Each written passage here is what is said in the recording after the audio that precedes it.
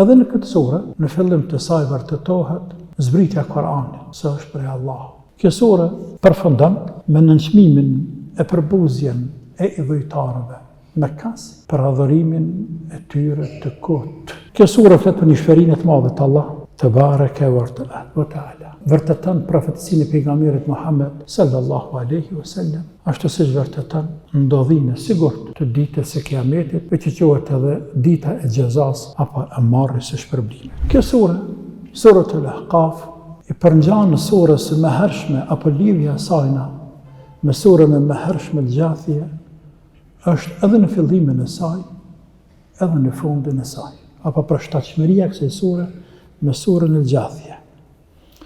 Edhe në këtë sure, në fillim të saj vërtetohet zbritja e Koranit, se është prej Allahut, e që Mekkaset e kishin shumë problem. Respektivisht nuk mund të pajtonin ata se Korani është libri i Zotit. Pra i ijazën e Koranit, se është libri pa mposhtur, është i pamundur, nuk mundet, i pa ndryshuar, nuk ndryshon, sepse është i Zotit. Tebareke ve Teala. Po ashtu, kjo sure përfundon me nënçmimin e përbuzjen e idhujtarëve Mekkas për adhurimin e tyre të kotë dhe total të pakuptim. E që dikush kur adhuron dikënd, apo kur bën ndonjë veprim të kotë, u jap material të tjerëve për të përqeshur me te, apo për të nënçmuar atë. E Allah po i nënçmon këta, po i përqesh, ja për dini se çfarë po adhuroni. Temat e kësaj sureje, surët Al-Ahqaf, nuk dallojnë shumë nga surët e tjera të zbritura në Mekë, apo që janë Mekkase. E që pikë kryesore e ka njohshmërinë të madhe të Allah. Në zatën, krejt jetë e njeriut, krejt Korani, krejt librat e shejt, krejt pejgamberët e Zotit, misionet e tyre. Qëllimin, synimin, kauzën, kryesore kanë pasë, tauhidin, fjalën la ilaha illallah, adhurimin i Zot. Gjithë ata pejgamberë që janë dërguar, me mira, gjithë ato libra të shejta që kanë zbritur. Prej fillimit deri në fund, boshti kryesor e atyre mesazheve qiellore ka qenë tauhidi. Besimi shëndosh në Allahun një, i vetëm, i pa fillim, i pa mbarim, i pa rival, i pa ortak, i pa nevojshëm për askënd, dhe çdo kusht tjetër i nevojshëm për te. Krijues i cili ka krijuar çdo gjë pa qenë fare. Ka më shkatërruar çdo gjë. Dhe kanë më bërë krijesat të paqenura, të zhdukura, pasi që kanë qenë. E pastaj i ringjallë sërish njerëzit. E që e ditë, që e ditë e Kiametit. Pra, kjo sure flet për nishferinë të madhe të Allah, Tebareke ve Teala. Vërteton profetësinë e pejgamberit Muhammed sallallahu alaihi wasallam, ashtu siç vërteton ndodhinë e sigurt të ditës së Kiametit, e që quhet edhe dita e xhezas apo e marrjes së shpërblimit.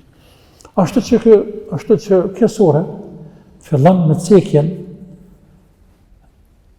e mrekullisë koranore apo ijazët Koranit, dhe sa është libri i Allahut të madhruar. Pastaj argumenton me krijimin e qiejve dhe të tokës, se Allahu është krijues, është mbikëqyrës, është sundues i kësaj gjithësie dhe sa ai do të ringjallë njerëzit. Të argumentuarit pastaj me krijimin e qiejve të tokës, vërtetësia e misionit të pejgamberit sallallahu alaihi wasallam, sa është pejgamber e Allahut, i përzgjedhur i Zotit. Cekja e një delegacioni të gjinëve. Cekja përmendja një delegacioni të gjinëve. Një grupi nga gjinët, të cilët rastësisht kaluan pranë pejgamberit, përderisa i bekuar ishte në namaz duke lexuar Kur'an. Dhe ata gjenë dëgjuan Kur'an, u çuditën, u mahnetën, besuan dhe u kthyen tek populli i tyre. Dhe po atë hekin vërejtjen popullit të tyre, o ju njerëz, ne kemi dëgjuar një Kur'an madhështor.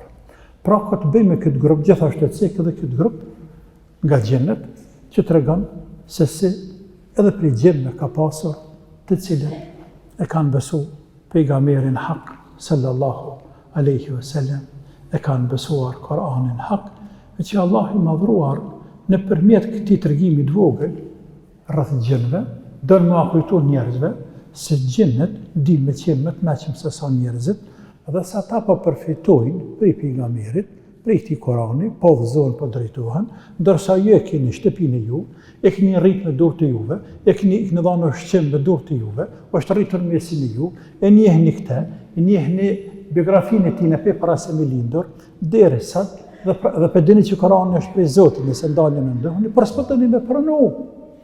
Andaj kush po del më i mëshëm tash? Tash kush po del më i mëshëm, apo shihni se çfarë jeni duke vepruar ju. Po në anën tjetër neve na vin shumë na dalin pa shumë sana, tu shkojmë tek ajetet që flasim inshallah. Se aty ka edhe shumë mesele tjera, të cilat kanë të bëjnë me gjin apo rreth gjinve, por e cek Allah i madhruar edhe këtë tregim se si gjinnet e pranuan Islamin, madje u kthyen tek populli i tyre si misionar, davista, për të thirrur gjinnet e tjerë në rrugën e Allahut të madhruar. Përfundon kjo sure duke ngushëlluar pejgamberin sallallahu alaihi wasallam që të bëj sabër në davet.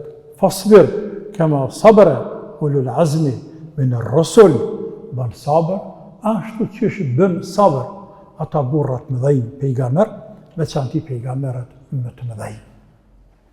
Edhe ata sprovuan me popujt e tyre, edhe ata hoqen sa të dush me popujt e tyre, si Nuhi, e Musa, Ibrahimi, e Musa, e Isa, dhe ti fundit të Muhammed sallallahu alaihi wasallam, ata hoqen, po hek edhe ti, ata bën sabër, bë sabër edhe ti. Këtu janë ligjet Allahut të madhruar, e Allahu nuk i humbë robët e vet, por e spravan robët e vet. Fundja, kjo është ligji i Zotit që duhet me e jetu njeriu, me përjetu njeriu. E pjesë ligjeve të Zotit është edhe rruga e davetit, e pas të rruga e davetit me qenë e shtruar madje edhe këtë rruga e xhenetit, jo vetëm rruga e davetit, se rruga e davetit është më e ngushtë, rruga e xhenetit është më e gjatë, me qenë shumë herë edhe me gjemba apo me therra, derisa të na shkel koma shpota në xhenet. Kështu ka ndërtuar Allah i madhruar rrugën e xhenetit. Andaj bë sabër të Muhammed sallallahu alaihi wasallam, asë gjë s'ka pa sabër. E bëni sabër edhe ju, misionare, hoxhallare, ulema e musliman, deri t'ju vijë vdekja, bëni sabër në rrugën e Allahut të madhruar. Kjo sure është e 65 e zbritur me radhë. Ka zbritur pas surës El-Gjathie dhe para surës El-Dhariyat. Kjo sure është e 46 e renditur pe Fatihas, Beqaras, Ali Imran kështu me radhë, e 46 e renditur në mësafin që kemi ne para vetes. Ka 35 ajete në një verzion. Ka 644 fjalë, e thuhet 646 fjalë. Ka 2595 shkronja, e thuhet 2602 shkronja, e thuhet edhe ndryshe.